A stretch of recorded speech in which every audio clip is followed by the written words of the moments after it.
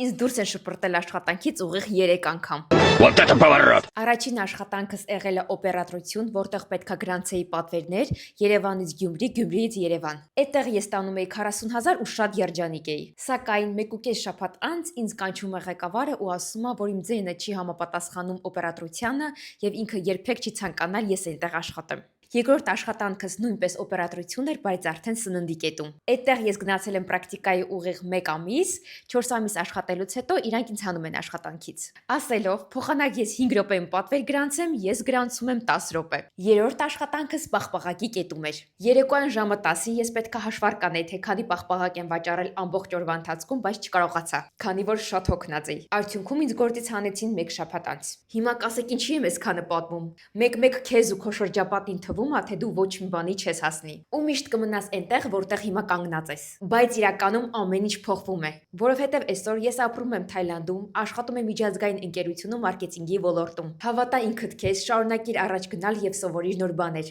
Իսկ քեզ քանի անգամ են ազատել աշխատանքից, գրիր կոմենտներում։